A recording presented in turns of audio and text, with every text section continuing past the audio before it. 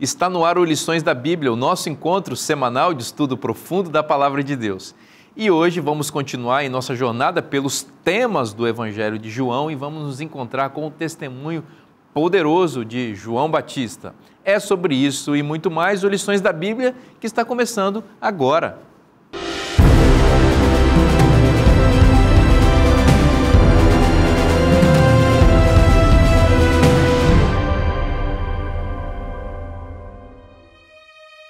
Até agora, falamos muito sobre o texto, mas é hora de preparar para colocar tudo no papel. Para isso, entra em cena o designer, que é o responsável por criar o projeto gráfico, onde é definido onde o texto, as ilustrações e outros elementos da lição irão se posicionar.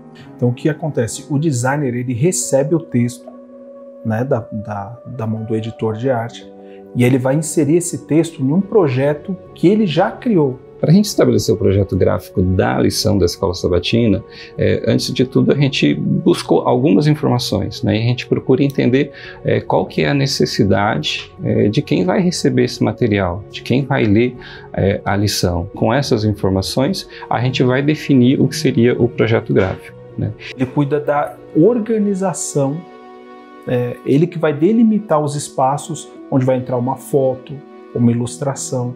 Então ele organiza a estética da página. Então ele vai colocar ali a titulagem, ele vai colocar a paginação, número de página, o que nós chamamos de gravata na página, enfim, toda a distribuição. E ele vai delimitar o espaço para o ilustrador. Então ele vai falar, você tem esse espaço X para colocar a ilustração. Esse projeto é essencial, pois seu objetivo é harmonizar todos os itens da lição, como texto, imagens, perguntas, de maneira visualmente agradável. Bom, a gente tem esse projeto gráfico, né, que ele é um modelo, né, que serve para a gente aí por bastante tempo, né, 3 a 4 anos, 5 anos a gente vai trabalhar em cima desse projeto gráfico. Mas a cada lição, a cada texto que a gente recebe, a gente tem que cuidar com os detalhes desse texto, né? E alguns ajustes precisam ser feitos, mas às vezes é necessário fazer algum corte, às vezes é necessário você fazer um ajuste do espaço entre as letras para você ganhar um pouco mais de espaço, né? E encurtar um pouco ali um parágrafo que você acaba ganhando uma linha, como a gente diz, né? A gente tem um cuidado, por exemplo, de algumas palavras não infinizar, né? Você vai pegar ali alguns os nomes, por exemplo, né? Quando aparece o nome Jesus, o ideal é que ele não esteja separado, quebrado de uma linha para outra. São detalhes assim pequenos que a gente vai observando, ajustando na página e dando essa formatação. O projeto gráfico de uma lição é pensado para durar alguns anos. No entanto, isso não significa que não sejam feitos alguns ajustes. A cada nova lição, pequenas mudanças são necessárias. Esses cuidados garantem que, quando a lição chega até você, ela não seja apenas uma experiência de aprendizado, mas também um prazer visual. Eu acho interessante, assim, algumas vezes, né, visitando outras igrejas, participando de uma classe da Escola Sabatina, né, na hora da lição, do estudo da lição, o professor às vezes fazer um comentário, uma aplicação de uma ilustração, de um título, de alguma parte da lição, é diferente daquilo que a gente tinha pensado, daquilo que a gente tinha planejado, né, mas você vê que ali está sendo aplicado. Então, de alguma forma, a gente está comunicando, a gente está conseguindo passar uma mensagem e as pessoas estão recebendo essa mensagem e compartilhando com outras pessoas também ali, né, durante o estudo. O trabalho dos designers é fundamental para que o conteúdo seja apresentado de maneira organizada e acessível, permitindo que você, leitor, desfrute o estudo da palavra de maneira envolvente e harmoniosa.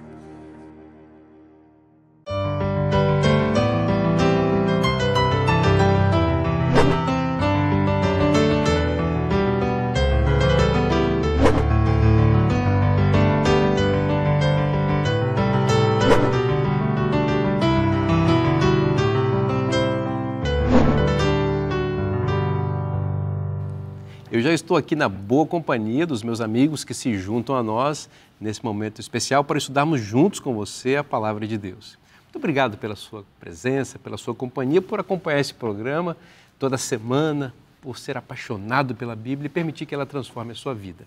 A gente está passeando pelos temas preciosos do Evangelho de João e hoje vamos continuar nessa jornada vendo testemunhos poderosos de pessoas que viram e ouviram Jesus.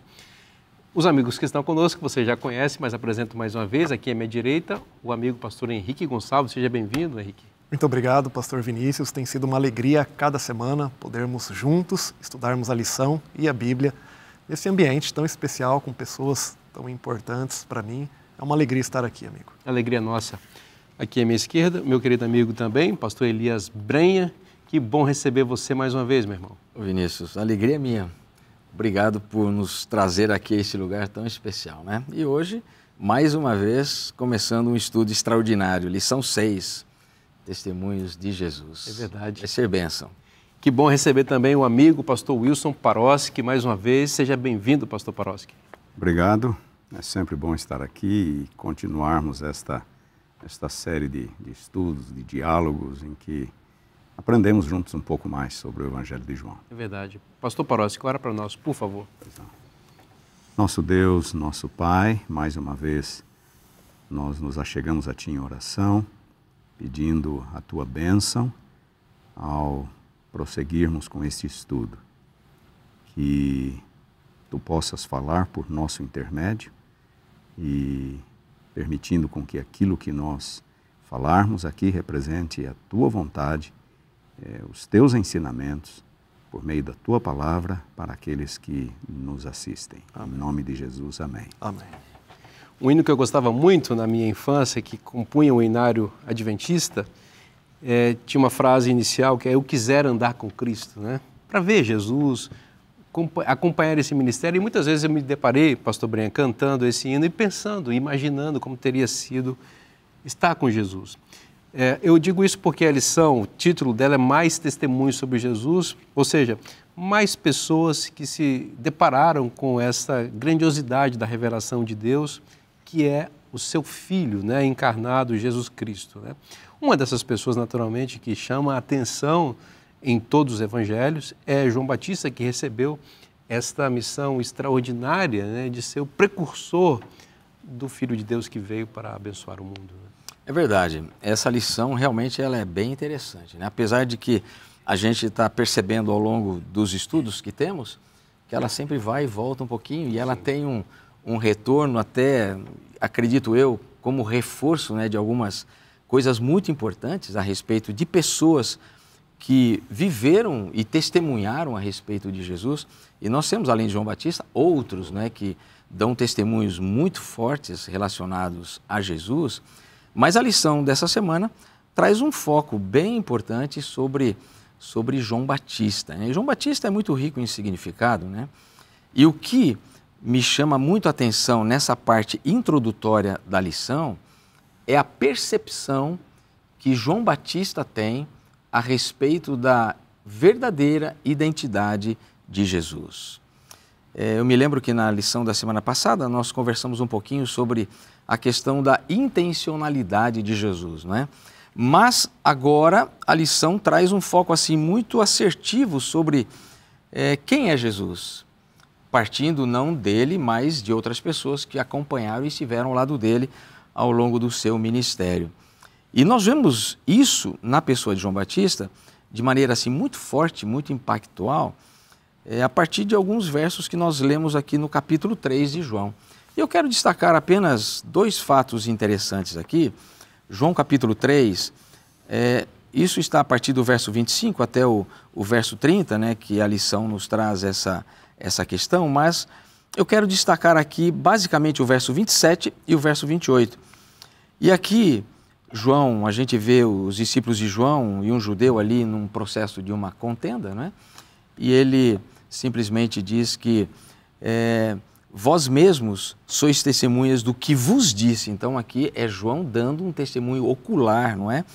Eu não sou o Cristo, mas fui enviado como seu precursor. E no início do verso 27 ele diz: o homem não pode receber coisa alguma se do céu não for lhe dado. Então ele tem uma convicção muito clara, ele não tinha dúvidas sobre a identidade de Jesus.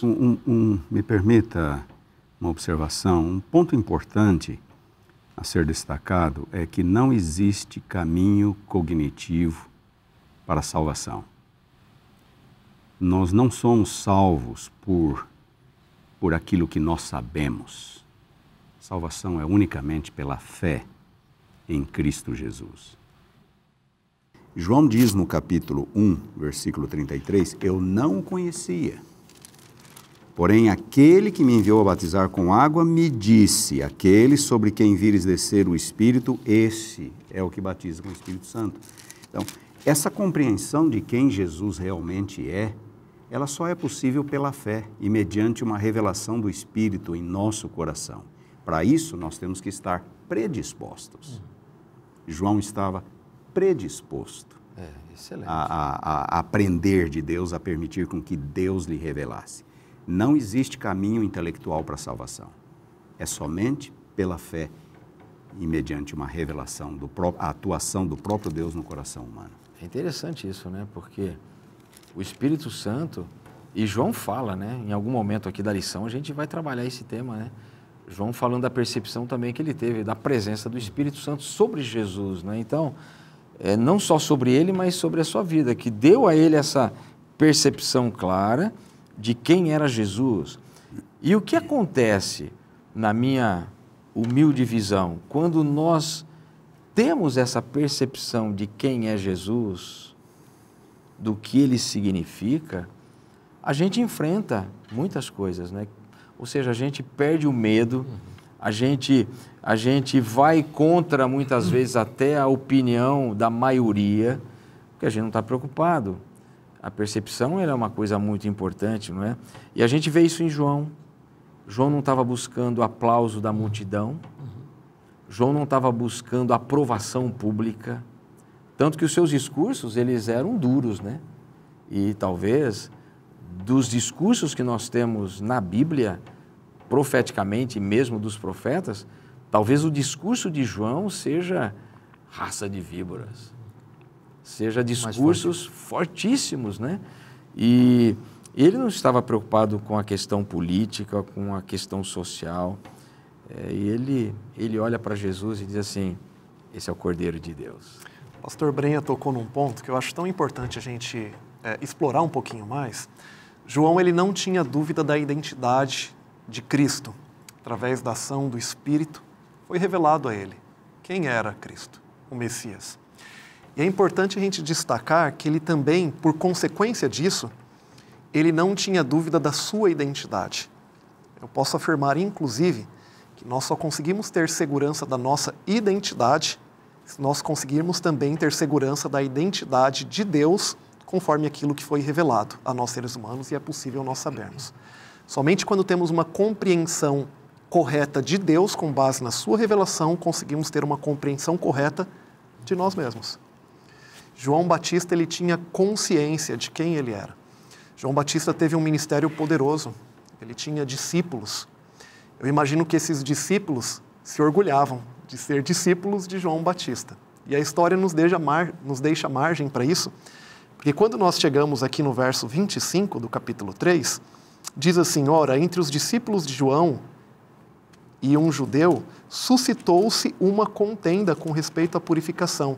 E foram ter com João e lhe disseram, mestre, aquele que estava contigo além do Jordão, do qual tens dado testemunho, está batizando e todos lhe saem ao encontro. Eles começaram a ter inveja de que as pessoas estavam agora indo atrás de Cristo, inclusive próprios discípulos de João também. Mas era esse o propósito da vida de João e do ministério de João, e ele tinha muita consciência disso. Respondeu João, o homem não pode receber coisa alguma, se do céu não lhe for dada. Verso 28, vós mesmos sois testemunhas de que vos disse, eu não sou Cristo, mas fui enviado como seu precursor. A gente pode explorar daqui a pouquinho ainda a questão do noivo, mas o verso 30 ele diz, convém que ele cresça e eu diminua. Olha, como que esse tipo de atitude está em falta hoje, né? Sim. Como que você lida com o sucesso do outro?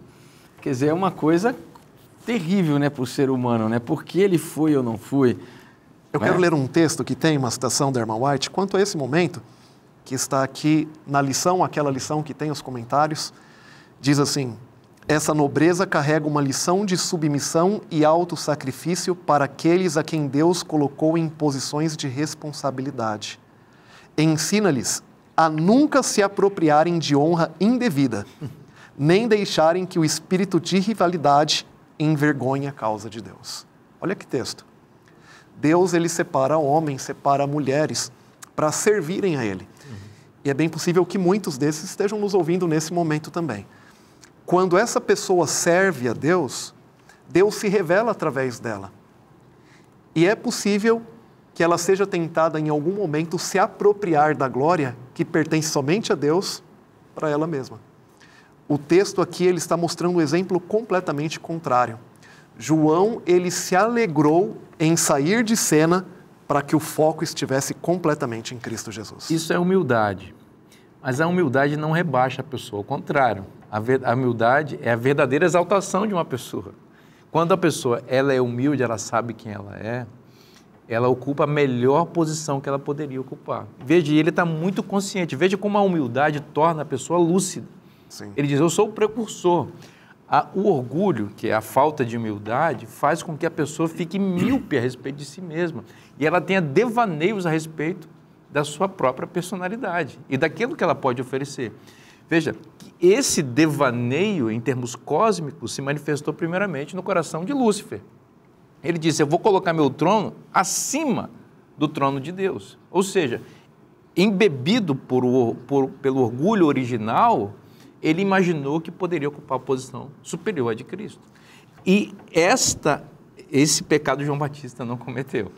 E é uma grande lição para todos nós, porque ele poderia ter dito, não, veja bem, eu comecei essa obra aqui.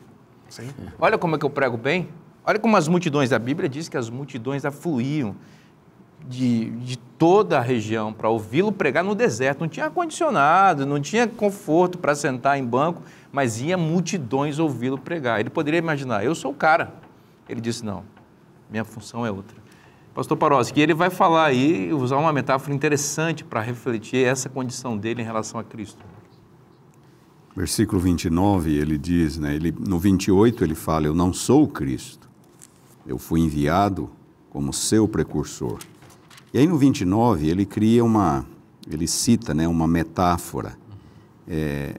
O que tem a noiva é o noivo, o amigo do noivo que está presente e o ouve, muito se regozija por causa da voz do noivo, pois esta alegria já se cumpriu em mim. Ele apenas ilustra o que ele quer dizer com eu sou apenas o precursor.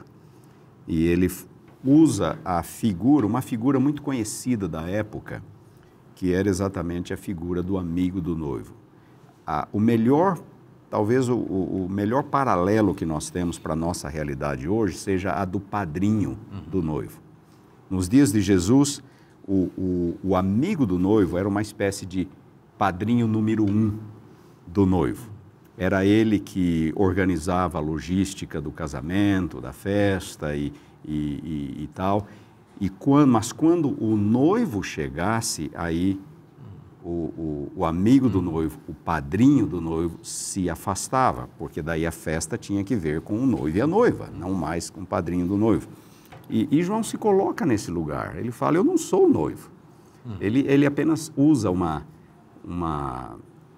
realidade conhecida de seus dias para falar, eu sou apenas o padrinho do noivo. Eu sou apenas aquele que prepara a festa, que prepara o caminho, que prepara o ambiente. A glória agora pertence ao noivo. Agora os holofotes vão para o noivo. Posso só dar uma contribuição aqui? Esse é o processo da humildade de João Batista, né? E a gente precisa ter em mente o seguinte, que a humildade não rebaixa a dignidade. Sim. Isso é muito importante a gente ter em mente. A humildade não rebaixa a dignidade. Quando ele exerce essa função, não é, do padrinho do noivo, qual é a declaração de Jesus relativa a João Batista? O maior homem nascido de mulher. O maior homem nascido de mulher. Então, note, a humildade de João o coloca num pedestal onde o próprio Cristo dá um testemunho a respeito dele. Não é só João que dá testemunho a respeito de Jesus, é o próprio Cristo que dá um testemunho a respeito de João Batista, dizendo, olha, como esse, nascido de mulher, não tem nenhum igual.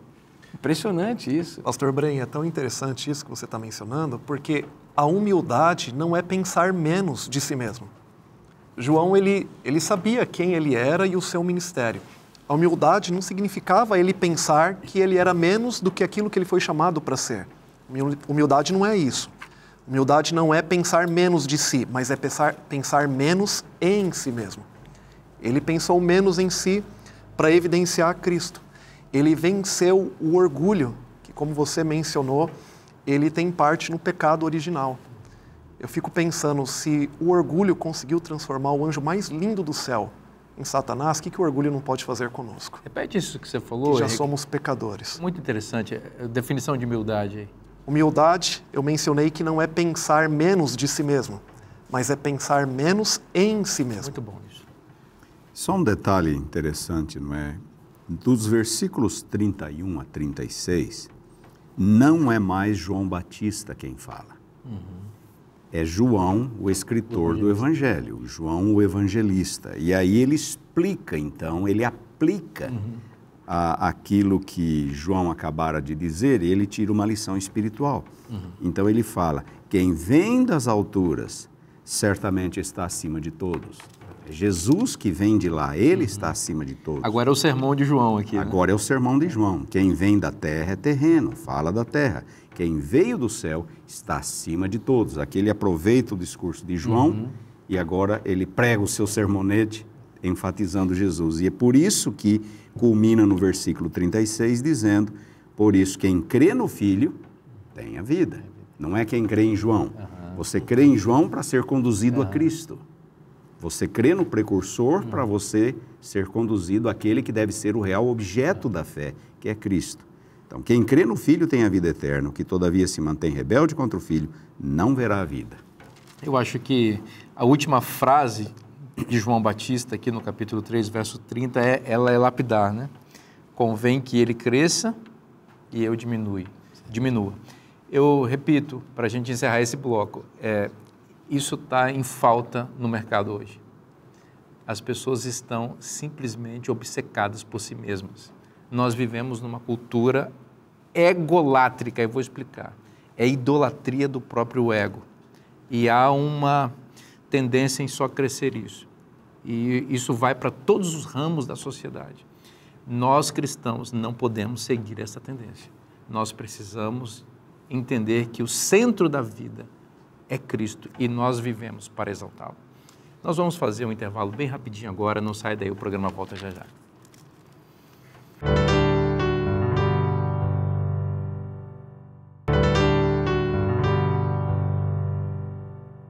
As doenças podem nos prejudicar muito e nos fazer perder bons momentos.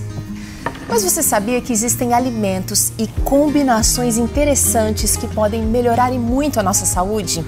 Olha, pode ser que você tenha vários desses em sua casa, mas é importante saber prepará-los.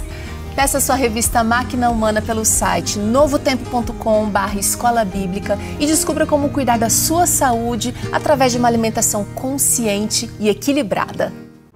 Estamos de volta agora para o segundo bloco do programa Lições da Bíblia e vamos continuar mergulhando nessas passagens tão lindas do Evangelho de João.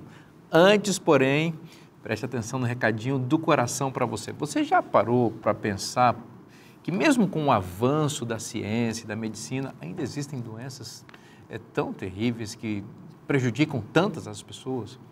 E eu acho que a gente precisava se libertar disso. Acho não, a gente precisa disso, a gente precisa de saúde, de vida, a gente precisa curtir nossa família, nossos filhos, ver nossos netos e com qualidade de vida. E você sabia que a Bíblia tem respostas para perguntas envolvendo a nossa saúde e, mais do que isso, caminhos de cura e libertação verdadeiros? Exatamente por isso que a TV Novo Tempo está lançando uma edição especial da revista Esperança, que fala sobre o corpo humano, a máquina humana. Aqui você vai encontrar dicas, soluções, orientações muito úteis e práticas para você enfrentar problemas como a obesidade, como a hipertensão, como diabetes e outras doenças mais, e problemas crônicos, às vezes, que afetam a nossa vida, que a gente acha que a gente tem que conviver com isso para sempre, quando nós temos caminhos de cura e libertação que nos ajudam a viver melhor e com mais saúde. Gostou dessa dica? Está precisando dela? Conhece alguém que precisa dessa orientação especial? Então faz o seguinte, manda um recado agora para o WhatsApp que está aparecendo aí na sua tela e peça já essa revista. Você sabe, não tem custo nenhum para você, é só um formulário que você preenche e você vai ter a oportunidade de aprender coisas muito importantes para a sua saúde. Não perca essa oportunidade, mande agora um recado que nós vamos enviar para você sem custo nenhum essa revista.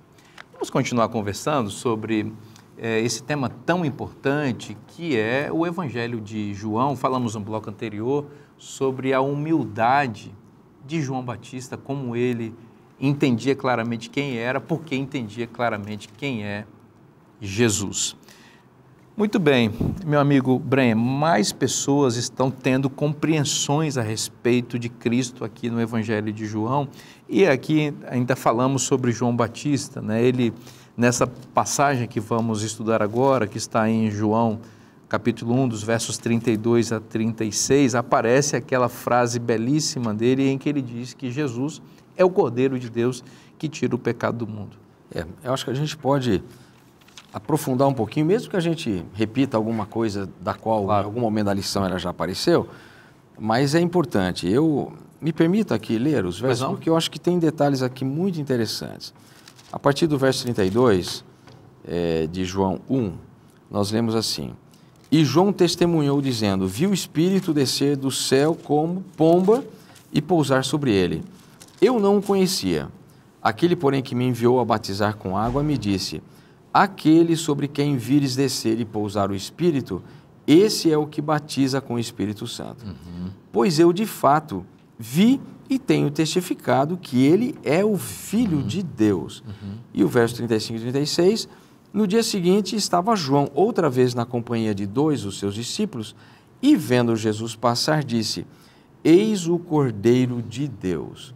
Então note, eu destaco aqui três pontos importantes. O primeiro, quando a gente, na introdução dessa lição, falou sobre a identidade de Jesus, eu quero fazer um link para dizer que João aqui, ele especifica claramente que ele tinha uma compreensão da natureza espiritual do reino de Jesus.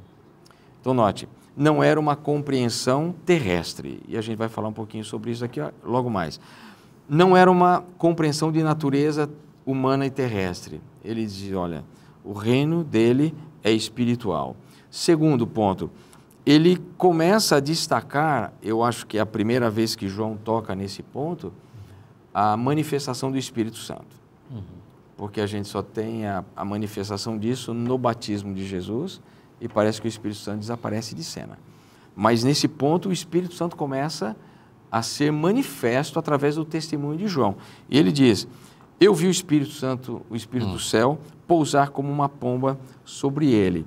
E depois ele vai ao ponto de duas vezes, né, ele dizer, eu testifico que ele é o Filho de Deus, e depois ele diz, eis o Cordeiro de Deus. Ou seja, ele identifica a questão da eternidade e da messianidade de Jesus. Não tem dúvidas, ou seja, ele tem uma visão completa, é uma visão holística de quem era Jesus. Não é? A natureza do reino dele não era uma natureza militar, mas era espiritual. Então ia na contramão de todo o pensamento judaico daqueles dias, não é? Porque eles esperavam pelo Messias libertador, que viesse da linhagem de Davi e que libertasse Israel da opressão romana e, consequentemente, João vem e desmascara isso e diz, olha, não é assim que vai acontecer. A natureza do reino de Jesus é um reino espiritual. E ele, na verdade, ao dizer, eis o Cordeiro de Deus que tira o pecado do mundo, ele, de maneira muito clara, diz assim, Jesus, ele cumpriu e está cumprindo toda a tipologia do Antigo Testamento. Tudo aquilo que os profetas disseram, tudo aquilo que Deus, na sua orientação, prefigurou lá no Antigo Testamento, os sacrifícios. Então, Jesus não aboliu isso, Jesus cumpriu. Ele viveu na própria pele a experiência que os apóstolos, os patriarcas, viveram pela fé. Então, é muito interessante isso, porque esse contraponto entre o Messias libertador e o Messias redentor, ele talvez esteja presente na mente de muita gente hoje.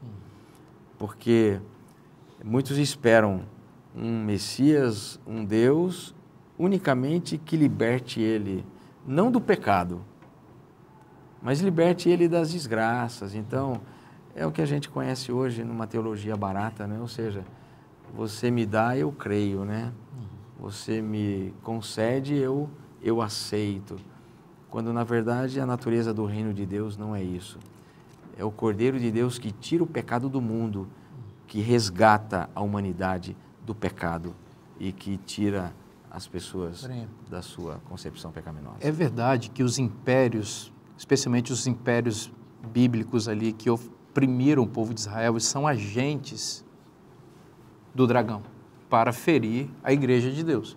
E o Império Romano, no tempo de Cristo, não há dúvida que era uma face maligna de Satanás para a opressão.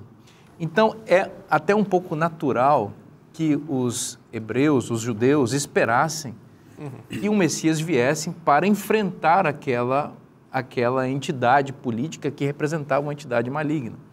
O problema era que os próprios judeus, o povo de Deus, de alguma maneira compartilhava no coração princípios que estavam do outro lado. O princípio do pecado. Então não adiantava Jesus libertar o povo da opressão romana, como não adianta ele libertar a gente de coisas materiais hoje, se não houver uma obra interior no coração dos próprios discípulos de Deus, daqueles que querem que o reino de Deus se estabeleça. Como você disse, era necessário que se instalasse o reino espiritual de Deus para que este reino, uma vez espalhado pelo mundo, pudesse suplantar, em definitivo, o reino do mal que predomina nesse mundo. E nós acreditamos que isso vai acontecer em breve quando Jesus voltar, né? A presença de Cristo é aquilo que de fato resolve todas as consequências do pecado, inclusive aquelas que em alguns momentos lutamos nessa esfera, podemos dizer, horizontal da sociedade. Uma pessoa que tem verdadeiramente Cristo em seu coração, ela não vai agir de maneira violenta como outra pessoa, independente da sua raça, independente de cor ou de qualquer outro tema que a gente possa colocar. É a presença de Cristo que vai fazer de fato com que haja o principal que ele veio dar, que é a salvação e a vida eterna para nós, mas também quando Cristo habita em nós, esse é o fator único que consegue ajudar com que todas essas outras situações no coração de um ser humano, elas possam ser resolvidas, porque onde Cristo habita, se manifesta o amor, se manifesta a justiça, se manifesta o pensar no próximo, independente dele ter ideias que talvez sejam contrárias até mesmo à própria Bíblia. Henrique, você sabe que hoje, e amigos, nós estamos assistindo o cansaço de alguns supostos cristãos com a mensagem espiritual do Evangelho. Há um aprofundamento e uma politização na mente de algumas pessoas da religião, porque parece que as pessoas não creem mais nessa transformação espiritual que Cristo pode fazer. É como se as pessoas chegassem ou tivessem chegado à conclusão que o Evangelho puro e simples que está revelado nas Escrituras não é suficiente mais para atender às necessidades das pessoas. Então, em busca de relevância, em busca de holofotes, algumas pessoas aderem a discursos políticos, incorporam à sua pregação e à sua vivência elementos extra-bíblicos, porque acreditam que a Bíblia já não é mais suficiente para atender às necessidades das pessoas. Isso é um engano. Se nós formos cristãos genuínos, os problemas sociais mais graves que a sociedade enfrenta, eles são solucionados ou, na pior das hipóteses aqui, eles são minimizados na expectativa da solução definitiva. Existem outros evangelhos hoje competindo com o evangelho bíblico. O evangelho bíblico é, como Paulo define em Romanos 1,16, o poder de Deus para a salvação de todo aquele que crê. Mas hoje se prega o evangelho da autoajuda, hoje se prega um evangelho terapêutico, hoje se prega um evangelho social. As pessoas não vão mais no âmago do problema, que é o pecado, e aquilo para o que Jesus realmente veio. Que a mensagem do Evangelho traz um novo significado para a vida, traz paz, aumenta a nossa autoestima, não há a menor dúvida. E que o Evangelho também ajuda a curar traumas sociais, não há a menor dúvida. Mas na base de tudo, na base de todos os problemas que existem no mundo, está o pecado. E o Evangelho se propõe a resolver, sobretudo, o problema do pecado. O resto é bônus. Exatamente. O resto vem junto. Pastor, eu acho que é importante destacar que nós não temos dificuldade sobre conversar sobre qualquer tema e assunto, mesmo sendo pautas que podem ser sociais. Mas estamos destacando aqui a ênfase em Cristo como a verdadeira solução para todos os problemas que nós temos. Quando Paulo escreveu aos Coríntios, ele disse: quando eu fui ter convosco, decidi não saber mais nada, senão Cristo e esse crucificado. Cristo é o centro, Cristo é a solução para o pecado, para a transformação da nossa vida, inclusive para todas as misérias que existem nesse mundo. Não é que o cristão coloca uma viseira e só fica olhando para um lado, é que quando você olha só para Cristo, tudo se resolve. Essa é a mensagem do Evangelho. Todas as necessidades reais que nós enfrentamos, elas são enfrentadas pelo Evangelho. E aí, voltando, algumas pessoas supostamente cristãs estão cansadas com essa percepção do Evangelho, estão aderindo a outras ferramentas. E esse, pastor Porossi, é um processo perigoso porque, além de ele desvirtuar o Evangelho, há no desenvolvimento uma substituição do próprio Evangelho. E a gente assiste pessoas criticando a Bíblia, colocando a Bíblia como causa, inclusive, de opressões e problemas sociais. Veja como que as pessoas elas vão entrando num caminho sem fim. É preciso olhar para Cristo e para o Evangelho, né? Nós vivemos numa época complicada em que o humanismo, né? Tira-se Deus de cena e coloca-se o homem no centro. O humanismo está presente em praticamente todos os segmentos da sociedade, do conhecimento humano, nas ciências sociais e assim por diante. Não há espaço para Deus, não há espaço para verdades como a do pecado, e aí a própria cruz acaba sendo apresentada de um modo diferente. De um modo diferente. Eu já mencionei aqui em semanas anteriores que muitos pregam hoje a morte de Cristo na cruz como sendo um exemplo de autoabnegação, um exemplo de sacrifício, ou Jesus morreu apenas para mostrar que Deus nos ama, ou Jesus morreu como um mártir, por exemplo, quando na verdade Jesus morreu pelos nossos pecados, Jesus morreu em nosso lugar. E nós não devemos, vou usar uma expressão muito antiga, ficar açucarando o Evangelho só para ganhar mais likes nas mídias sociais. Esse é o ponto. Para ganhar seguidores. Quantos hoje estão dispostos a ser cancelados nas mídias, mas por falar a verdade? Pastor, desculpa, pastor Vinícius.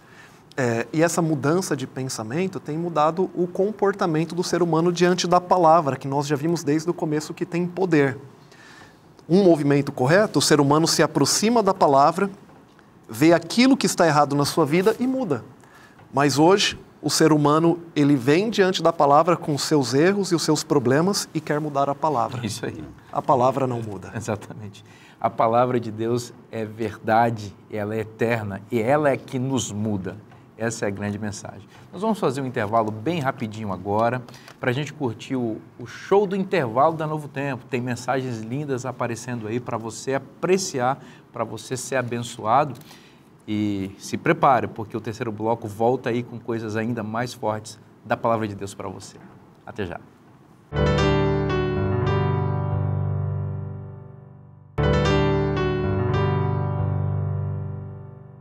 Estamos de volta com o programa Lições da Bíblia para continuar estudando a Palavra de Deus com você. E falando em Palavra de Deus, quero recomendar esse livro muito lindo, escrito por Rodrigo Silva, apresentador do programa Lições da Bíblia e também bastante presente nas redes sociais, você certamente o conhece. Ele escreveu esse livro, que é um livro devocional, que você vai ler uma página por dia, uma pílula do Evangelho para abençoar a sua vida e sua família. Você sabe que o Dr. Rodrigo Silva tem bastante conhecimento na área de arqueologia, na área da teologia, e ele sintetiza esse conhecimento de forma aplicada para a sua vida espiritual em 365 textos para abençoar seu ano de 2025, próximo ano. Então você precisa ter esse livro na sua casa, na sua estante, e precisa se beneficiar dele. Como que faz para adquirir esse material tão especial? É só você acessar cpb.com.br. Vamos continuar conversando sobre o Evangelho de João. Pastor Paroski, o senhor é um especialista em João, e o livro ele tem uma estrutura, tem uma temática. A gente está aqui conversando sobre temas específicos. Dá uma situada a gente em termos estruturais no livro, como essa seção, por exemplo, do capítulo 6, que fala de uma grande rejeição que Jesus sofreu, se encontra dentro da estrutura narrativa de João. Bem, Vinícius, nesta semana, de terça-feira em diante, nós vamos cobrir alguns aspectos dos capítulos 6, 5, 7 do Evangelho, e é importante nós percebermos uma coisa. O Evangelho de João está dividido em dois grandes blocos. E esses dois blocos, eles se resumem em João 1,11. Veio para o que era seu, os seus não o receberam. João 1,11 e 12. Mas a todos quantos o receberam, deu-lhes o poder de serem feitos filhos de Deus. Até o final do capítulo 12, é o ministério público de Jesus. É praticamente o veio para o que era seu, e os seus não o receberam. Do capítulo 13 em diante, mas a todos quantos o receberam. Aí é Jesus e os discípulos no cenáculo. Mas existe uma outra linha divisória no Evangelho, que é exatamente o final do capítulo 6. No capítulo 4, nós lemos que os fariseus começam a ficar incomodados com Jesus. Jesus já se revelou na Judéia, capítulo 2, ele já se revelou na Judéia, capítulo 3, com Nicodemos, ele já se revelou em Samaria, capítulo 4, e os fariseus começam a colocar Jesus no radar. Isso está bem claro no capítulo 4. No capítulo 5, depois da cura do paralítico de Betesda, os fariseus, os líderes judaicos, assumem uma posição contrária a Jesus. Definitivamente, eles são contrários a Jesus. No capítulo 6, nós vemos agora uma divisão entre os discípulos de Jesus. No final do capítulo 6, no versículo, por exemplo, 66, à vista disso, muitos de seus discípulos o abandonaram e já não andavam mais com ele. Eles o abandonaram. E do capítulo 7 em diante, já fica claro que os fariseus estão tramando a morte de Jesus. Então, do capítulo 5, 6, 7 em diante, já ficou claro que aquele que veio para os seus não vai ser recebido. Já ficou claro que Jesus vai terminar numa cruz. Nós vemos na dinâmica do Evangelho, aí vem o capítulo 8, capítulo 9, capítulo 10, capítulo 11, quando eles decidem matar não só Jesus, mas também Lázaro, porque eles resolvem eliminar a evidência do milagre. Então, aquilo que o versículo 11 diz, veio para o que era seu, os primeiros capítulos, os seus não o receberam, do capítulo 5 até o 12, está bem claro no Evangelho. E depois do 13 em diante, só Jesus e os discípulos, aqueles que o receberam. É muito curioso como João realmente é um mestre para organizar a sua narrativa teológica, a sua teologia narrativa, como a gente mencionou em programas anteriores. E como ele vai usando recursos narrativos para dizer aquilo que é a sua mensagem principal, que Jesus é o Filho de Deus. Por exemplo, no capítulo 4, a gente estava vendo a mulher samaritana, ele diz assim, a salvação vem dos judeus. É uma coisa interessante, né? Jesus diz, a salvação vem dos judeus, mas está implícito e subjacente nessa frase que ela não é exclusiva para os judeus, porque ali estava uma mulher samaritana. Então, a salvação vem dos judeus, mas não é só para os judeus, é para todas as pessoas. Depois, veja a articulação de João o Evangelista. Usa a frase de João o Batista sobre a divindade de Cristo. Ele é como se fosse um escritor fazendo uma citação de autoridade. João Batista era uma pessoa muito importante. E João está no início do seu ministério, do seu livro, está dizendo, olha, Jesus é o Filho de Deus. Mas eu não vou dizer não, eu vou deixar João Batista dizer. E João Batista diz, eu vi os céus abertos e a pomba descendo e eu testifiquei que ele é o Filho de Deus. Então, de fato, o livro não é uma coxa de retalhos, tem uma estrutura muito clara e eu achei muito interessante essa divisão entre aquilo que é para os judeus e aquilo que é para todos aqueles que o receberam. Muito, muito legal isso. E o final do capítulo 6, desculpa, pastor. O final do capítulo 6, como o pastor Paroski mencionou, um ponto importante na transição, ele apresenta elementos aqui que nós identificamos dentro dos conceitos que existem dentro dessa transição. Devemos lembrar que o início do capítulo 6, nós temos o contexto da multiplicação dos pães. Aquele mesmo que proveu o maná no deserto, ele proveu a multiplicação dos pães, as pessoas querem coroar Jesus como um rei. E aqui, no final do capítulo 6, nós vemos um momento de sacudidura. Exato. E eu quero destacar alguns pontos importantes aqui desse capítulo. Começo a partir do verso 47, diz assim, em verdade vos digo, quem crê em mim tem a vida eterna. E aí ele utiliza a metáfora do pão, aproveitando a multiplicação dos pães. Eu sou o pão da vida.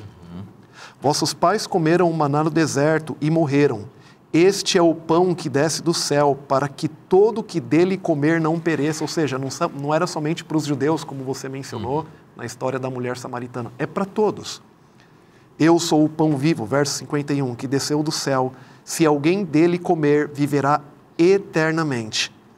Se parasse aqui, talvez as pessoas continuassem ainda achando o discurso doce, mas Jesus ele acrescenta, e o pão que eu darei pela vida do mundo é a minha carne. Só existe vida eterna em Cristo, e ele menciona, aqui há uma menção de que ele daria a sua vida, e para que as pessoas tivessem a vida eterna, precisariam ter participação com ele. Assim como o alimento físico, não adianta apenas existir o alimento físico, nós precisamos ingeri-lo. Assim também Cristo, ele precisa ser participante em nossa vida. E ele anunciou que o caminho não era o caminho que pensavam, um caminho de um rei terrestre, de um libertador político, como o pastor Brenha mencionou. Era um caminho de renúncia, era um caminho de sacrifícios. Na verdade, ninguém vai poder acusar nunca Jesus de tê-lo seguido sob um falso atrativo, sob uma falsa propaganda. Ele sempre foi muito claro. Você quer vir após mim? Negue-se a si mesmo, tome a sua cruz e siga-me. Eu sou o pão, e o pão que eu darei pela vida do mundo é a minha carne. E a partir desse momento nós começamos a perceber, tanto no verso 60 como no verso 66, o verso 60 diz, muitos dos seus discípulos, tendo ouvido tais palavras, disseram, duro esse discurso. Quem o pode ouvir? Verso 66. À vista disso, muitos dos seus discípulos o abandonaram e já não andavam com ele. Pastor Brenha, eu vi que você... E a gente vê isso nas palavras de Jesus, que estão registradas aqui no verso 36, não é, do capítulo 5, quando ele diz assim, mas eu tenho maior testemunho do que o de João, porque as obras que o Pai me confiou para que eu realizasse, essas que eu faço testemunham a meu respeito de que o Pai me enviou. Então, note, como é importante o testemunho do Pai. Ele está dizendo o seguinte, o Pai confirma, não é, aquilo que eu estou fazendo. Então, é a divindade unida nesse projeto chamado salvação, né? Isso é extraordinário, porque ele se coloca não apenas como Cordeiro de Deus, mas como o Salvador da humanidade. Isso é extraordinário. No contexto do Evangelho de João, como a lição tem enfatizado, Jesus dá testemunho de si mesmo por meio das suas obras. Não é uma fala que precisa, ok, eu vou concordar com ele, eu vou discordar. Não, Jesus confirma aquilo que ele fala por meio das suas obras. Suas obras testificam a seu respeito.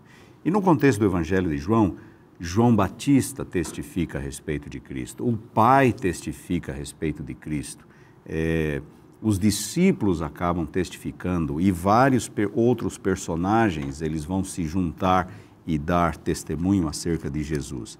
É importante, você mencionou capítulo 5, versículo 36, aqui Jesus está dialogando com os líderes judaicos depois do contexto da cura do paralítico em Betesda. No capítulo 38 ele vai dizer: não tendes a sua palavra permanente em vós, porque não credes naquele a quem ele enviou. Uma coisa é dizer que nós temos a palavra e a seguimos. Outra coisa é nós realmente crermos na palavra, nos moldes da palavra, e não virmos com nossas próprias interpretações. Nós somos convidados em João 6 a comer a carne de Jesus e a beber seu sangue. Isso significa que nós temos que nos apropriar de quem Ele é e sermos semelhantes a Ele. Esse oferecimento de amor e graça está ofertado a você na Palavra de Deus. E se está na Bíblia, é bom para você. Eu te espero na próxima semana, que Deus te abençoe muito. Um forte abraço e até lá.